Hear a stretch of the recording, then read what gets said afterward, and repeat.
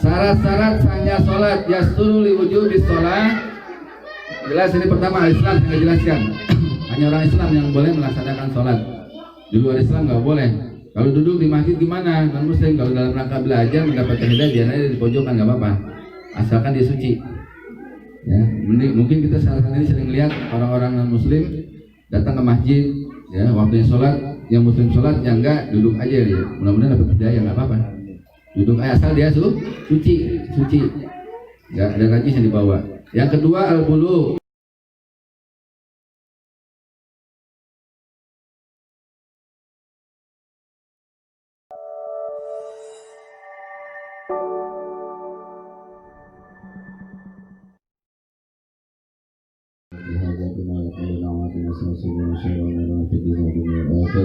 ويجعلنا في بلد الشاكرين ويفتح علينا فتوح عارفين وشمع الظلم والمسلمين ويكفينا شر الناس بمدهم الدين والانس وشر الرجال يغفر لنا ولوالدينا عما ربيانا صغارا ويزدنا برحمة في الحياة الدنيا وبعد الممات والدين زيارة الحرم بكل سنة ورزقا حلالا طيبا كثيرا مباركا واسعا وقافا وسطا وخير وبنية جلدك الخير ولا بكل محنة ومصيبة فتنة غير وقوة الإيمان واليقين رضاك سلم حفظ القرآن العظيم والعمل بما علمنا والإخلاص فيه وقبول الشيء بركات الشاكرة الكاملة ومحبة الصالحين والإتام وفقراء مساكن بنية الرحم الموت ورافع الإساف والوفاة على حسن الخاتمة والفاتحة على هذه النية وكما تسلم عن المصطفى رسول الله صلى الله عليه وسلم وعلى آله وأزواجه ذريته والبيت وسلم الأنبياء والمرسلين والأولياء والصالحين والعلماء من مكان من مشارق الأرض والمغارب وأسماء بين محاكم ومداد ومشايخنا والمسلمين والمسلمات والمؤمنين وخصوصا المرحوم ورحمة من أهل البيت ومن كل مذكورة من حي الجماعة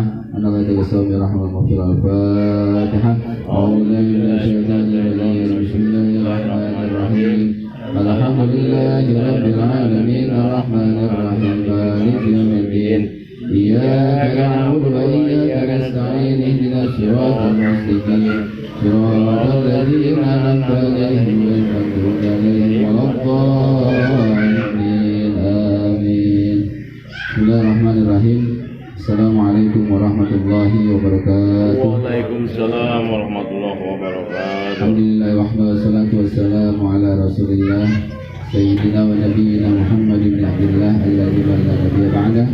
Subhanaka la ilma lana illa ma 'allamtana innaka antal alimul hakim. Rabbi ishrah li sadri wa yassir li amri wa hlul 'uqdatam min lisani yafqahu qawli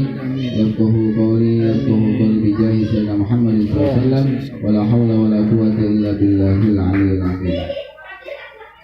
Para muhtaramin, para asatidzah, para orang tua kami, Yesus sehat baik. Mudah-mudahan kita senantiasa dalam limpahan taufik hidayah Allah Subhanahu wa taala. Keluarga besar almarhumah Menindah Haji Asiah binti Sarmiat yang mudah-mudahan beliau-beliau yang telah mendahului kita dilapangkan alam kuburnya, dimana ibadahnya, dan segala dosa-dosanya ditempatkan di Raudhah min Allah Subhanahu wa taala. Kita yang masih hidup Allah panjangkan umur kita. Amin ya Allah. Ibadah kepada Allah Subhanahu wa taala. Amin. Alhamdulillah pada kesempatan yang barokah ini kita dapat berkumpul bersilaturahim kembali dalam rangka arisan rutin keluarga besar Menindah kita Haji Asiah. Mudah-mudahan silaturahmi kita ini dijadikan ganjaran kebaikan oleh Allah Subhanahu wa taala. Salam salam tercurahkan dari baginda kita Nabi Muhammad sallallahu alaihi wasallam, keluarga, kerabat, para sahabat-sahabatnya dan kita selaku umatnya mudah-mudahan merupakan syafaat beliau di yaumil qiyamah. Amin. Jamaah rahmat Allah Subhanahu wa taala, orang-orang tua kami yang saya hormati, tujuan hidup kita di akhir dari kehidupan dunia ini tentunya kita ingin mendapatkan peringkat terbaik dari Allah Subhanahu wa taala, yaitu husnul khatimah. Husnul khatimah artinya kita meninggalkan alam dunia ini dalam di akhir yang Allah ridho pada kita. Ya, di akhir yang Allah ridho pada kita.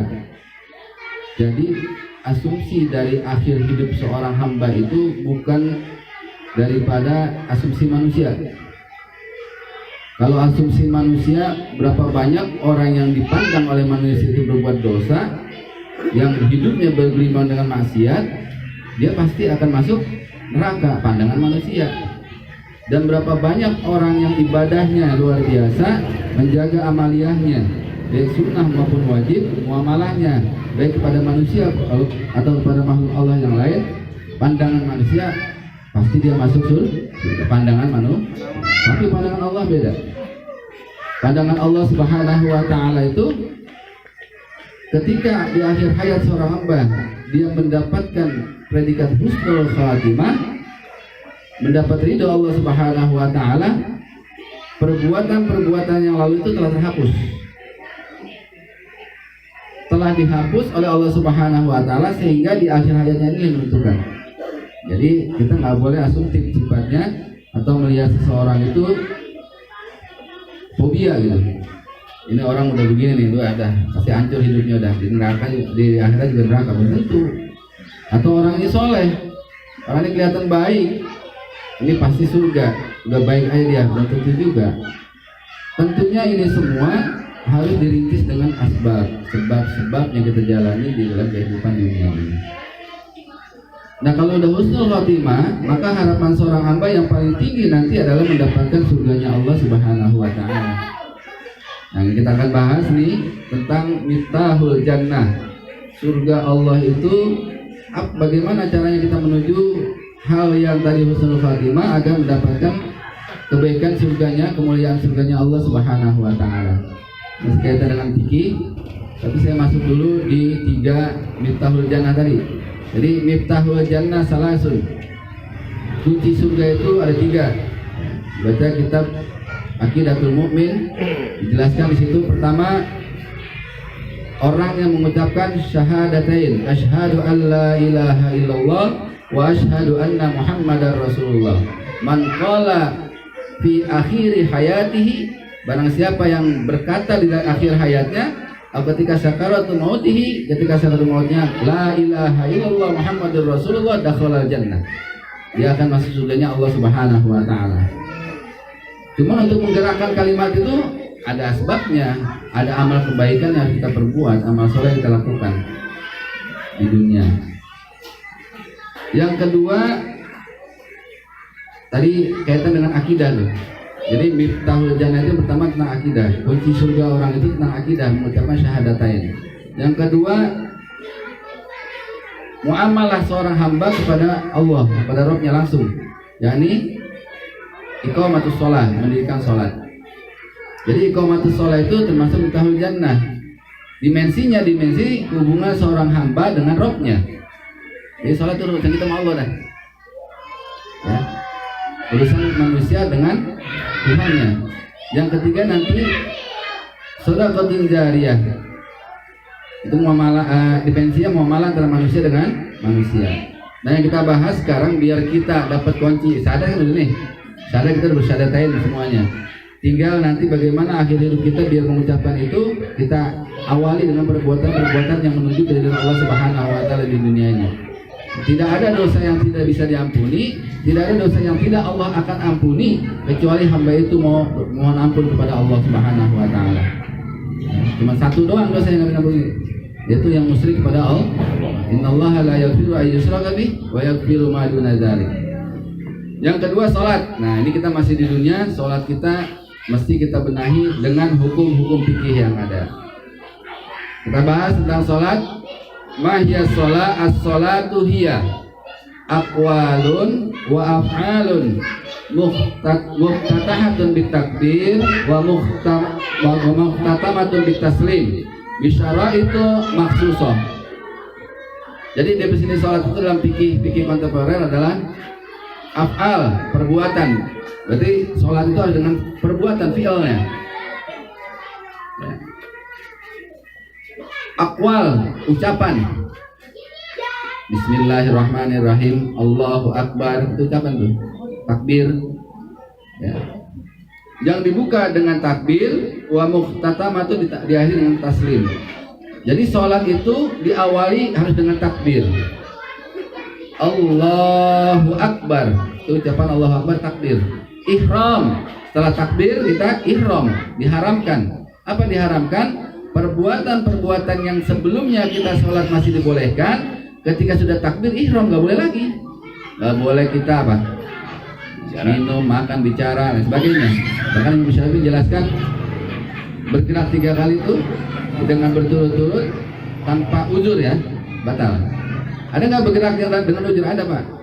Bergerak 3 kali berturut-turut tanpa uzur batal. Tapi kalau dengan uzur nggak apa-apa. Apa? Kalau dia punya penyakit umpamanya, kan ada orang yang urat sarafnya udah terganggu, dia nggak bisa diem gerak-gerak gitu. Nah itu udah di luar kemampuan manusia sendiri. Itu namanya ada uzur. Mafi muskilah itu. Maafuanhu, nggak apa-apa. Diakhiri dengan salam, berarti berakhirnya sholat ini dengan salam. Assalamualaikum warahmatullahi minimal. Dalam kitab Al-Adhkar disebutkan Assalamualaikum, cukup. Ditambahkan lagi Assalamualaikum warahmatullahi, sampai situ. Tidak ada Assalamualaikum warahmatullahi wabarakatuh dalam literatur hadis tentang sholat, di bab sholat. Tapi kalau dalam bab sholat jenazah itu sunnah hukumnya. Maka sunnahnya orang menjadi imam jenazah itu, sholat jenazah, ditambahkan Assalamualaikum warahmatullahi wabarakatuh. Assalamualaikum warahmatullahi wabarakatuh. Sunnah. Kalau dalam sholat 5 waktu cukup sampai Assalamualaikum warahmatullahi. Atau paling sedikitnya Assalamualaikum. Itu boleh dalam kitab Al-Adhkar. Nah maka karena ini sholat merupakan salah satu bagian dari tadi kuncinya surga Allah Subhanahu Wa Taala. Jadi nggak bisa kita sholat itu tanpa ilmunya, baik syarat maupun rukunnya gitu. Ini kebanyakan kan kalau kita sudah melaksanakan sholat tapi tidak dibarengi dengan pengetahuan fikih yang baik, akhirnya sholatnya itu kurang pas gitu. Ya masalah diterima oleh Allah, tapi kurang pas. Makanya saya bilang tadi, bagaimana caranya kita biar sholat ini mendapat ridho kepada Allah dan diterima oleh Allah? Itu rukun-rukunnya harus kita perhatikan.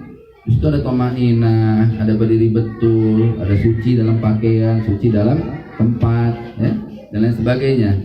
Ini kan banyak kan cowboy aja nih. Jadi kita kurang pas rasanya gitu. Yang saya katakan kemarin, ada orang sholat pakai singlet doang, boleh aja, asal menutup aurat. Karena bagian menutup aurat bagi laki-laki itu hanya cukup pusat dan lutut. Tapi dalam kepatutan kan nggak patut. Menghadap Allah pakai singlet, sah. Tapi kepatutan, akhlak, moral, secara hukum agama berarti kurang ilmu dia. Gitu. Baik jamaah, kita lanjutkan.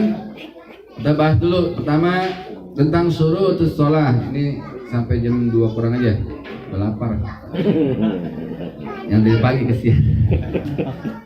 Ya. Syarat-syarat sahnya sholat yasturu li wujubis sholat.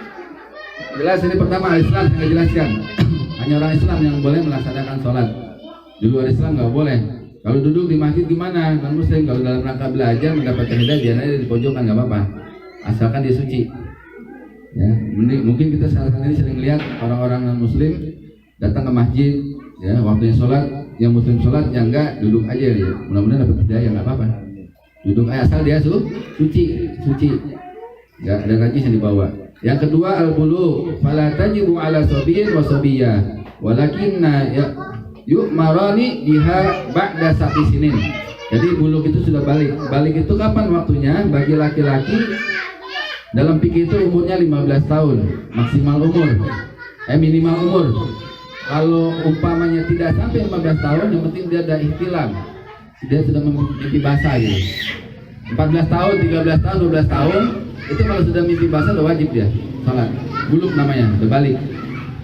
Nah, sekarang nih umur berapa tahun kira-kira udah pada kenal apa namanya media dan sebagainya. Ya, 10 tahun udah pindah ke anak sekarang kan. Jadi nggak sampai 15 tahun pun sudah balik dia. Perempuan 9 tahun ya, atau sebelum 9 tahun dia udah haid, itu sudah masuk buluk namanya. Al-aqlu, dia dalam keadaan berakal, artinya tidak hilang akal. Kalau orang gila nggak wajib sholat, karena orang gila itu adamul akli, ketiadaan akal pada dirinya, maka nggak wajib dia. Maka muliaan orang gila kita. Orang gila nggak dihisab lagi, nggak hisabalah dia. Enak jadi orang gila. Tapi nyoblos boleh ya? Bloknya. Nah, jadi al-aql itu artinya orang-orang yang berakal. Maka orang berakal kalau nggak melaksanakan sholat itu menjadi pertanyaan dalam hukum agama. Ya, karena dia akalnya pun akan dipertanyakan oleh Allah Subhanahu wa taala. Nah, dalam bahasa Masail Fiqhiyah itu ada pertanyaan, bagaimana orang-orang terdahulu atau orang-orang yang di pedalaman yang tidak ada dakwah sampai pada dirinya sehingga dia tidak tahu bagaimana cara mengerjakan kewajiban-kewajibannya kepada Allah Subhanahu wa taala. Orang pedalaman kan masih ada tuh dari Amazon tuh, di pedalaman Amazon yang Badui sih sekarang udah bisa disentuh lah. Orang-orang yang betul-betul tidak ada aktivitas atau perkenalan dengan manusia luar, sehingga mereka itu seperti apa? Mau ibadah kan kagak ngerti. Maka di sini akan ditanyakan nanti, apala ta'qilun? Allah sedang ngasih akal, kamu nggak berpikir. Apala tafakkarun? Apakah kamu nggak berpikir akan ayat-ayat Allah yang ada di muka bumi ini? Nanti pertanyaan Allah diantaranya, ku berikan akal, tapi kamu tidak melaksanakan apa yang aku wajibkan atas dirimu. Yang keempat, al-khulusu minal haidi wan nifas, terbebas dari haid dan nifas. Nanti haid babnya ada lagi. Yang penting perempuan gak haid, laki-laki atau tidak nifas. Apa bedanya haid dan nifas? Ada lagi nanti wiladah, ada damul haid, ada damul nifas, ada damul wiladah, ada damul istihadah namanya. Itu ada durasi waktunya. Haid itu bulanan perempuan biasa itu. Kalau nifas biasanya habis melahirkan. Nah, aqalluhu nifas ini bisa disebutkan bukan 1 hari mah. Ada orang yang lahir setelah mengeluarkan darah wiladah ya, darah melahirkan itu darah wiladah namanya, bukan darah nifas. Orang lahir keluar darah wiladah satu waktu itu udah langsung hilang, dia nggak ada nifasnya lagi. Itu namanya darah wiladah. Nah, itu udah wajib tuh. Ada yang orang lahir mengeluarkan darah wiladah, dia mendapatkan nifas. Nah, ini aqalluhu paling sedikit itu arba'una yauman, 40 hari. Makanya kalau ada istri kita melahirkan, nah puasa 40 hari lah ente gitu ya.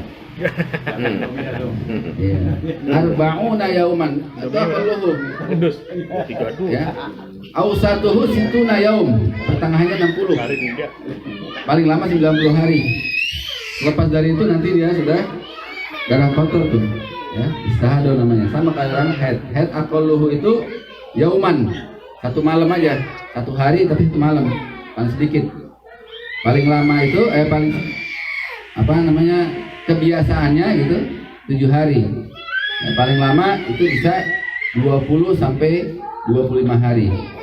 Nah, kalau udah lewat itu berarti di dalam keadaan istihadah, darah kotor. Nanti ada warnanya juga beda. Di kita Al-Qur'an dijelaskan tuh. Cuman bingung juga kita makanya kalau misalnya kita punya istri itu kita ajarin ilmu fikih. Ini dia darah istihadah atau darah haid nih. Ada warnanya, Pak. Warnanya beda antara darah istihadah dan haid. Ya, dalam Al-Qur'an dijelaskan kalau darah istihadah itu dia agak hitam-hitaman. Merah tapi hitam-hitam kayak darah hati disebutkan. Kalau udah lewat, nanya gimana nanya kita ya? Ada kayak Marus nggak? Enggak, maksudnya ini udah kelar belum? Lama amat gitu kan kita ya. Berapa hari udah? Sekian hari. Ditanyain tuh, kalau udah lewat begitu, ditanyakan warna darahnya apa. Kalau warna darahnya sudah kayak Marus gitu, itu darah istihadah namanya. Wajib sholat, wajib melakukan kegiatan-kegiatan yang diwajibkan Allah. Dan diperiksa ke dokter. Pokoknya darah kotor, darah penyakit. Yang terakhir, bulu da'watin Nabi sallallahu alaihi wasallam, fala tajibu 'ala man tablughu ad-da'wah. Saya enggak bawa kacamata jadi agak nyurang itu ya.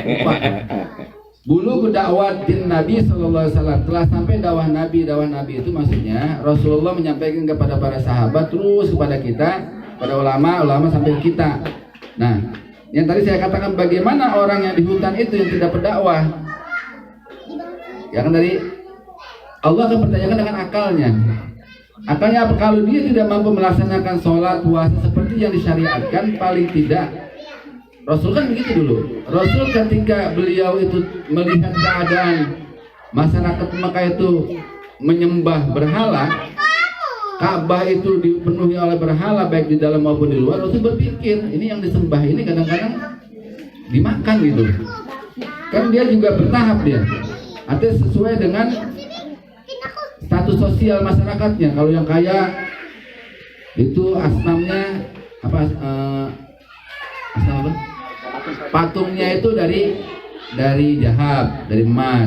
Kalau yang pertengahan lagi dari perak. Kalau yang paling bawah pamantan dibikin dari roti. Kalau lapar dimakan rotinya. Nah Rasul ini bertanya kok begini. Akhirnya Rasul ujlah ke Gua Hiro sampai mendapatkan wahyu dari Allah Subhanahu Wa Taala. Itu namanya Rasul menggunakan akalnya. Sebelum beliau mendapatkan kewajiban-kewajiban perintah-perintah dari Allah Subhanahu Wa Taala. Nah disebutkan pala tajibu nggak wajib alaman apa nih? Nggak kelihatan saya. Alaman tablughuhud dakwah, tidak wajib bagi orang yang belum sampai padanya dakwah. Rasanya buat kita itu untuk saat ini tidak ada yang tidak sampai dakwah. Ya, pasti udah sampai semua. Hatta orang-orang yang ya sekarang kan kayak di Banten tuh ada Badui udah dimasukin Badui luar udah di dalam ya, ya. Yang dalam juga rasanya sudah ada juga misioner-misioner yang pernah datang ke sana atau orang-orang tertentu yang memang berdakwah. Abu Somad tuh dakwahnya sampai ke luar daerah kan, ke pedalaman ya. Di daerah Riau tuh ada. Nah, mereka sudah dapat sebenarnya. Kalaupun tidak, nanti akal yang akan dipertanyakan tentang ibadah dia kepada Allah Subhanahu Wa Taala. Jemaah, mungkin ini yang dapat saya sampaikan. Insyaallah kita lanjutkan nanti yang akan datang karena waktu dan juga kondisinya sudah lapar. Nanti kita lanjutkan lagi. Barangkali ada yang mau menambahkan, yang bertanya saya persilakan. Belum tutup ya. Baik. Ada yang mau nanya yang mau menambahkan juga Fadl? Ibu mau nanya. Bu. Nanya nggak? Nggak. Ibu nanya kalau babnya bab nikah.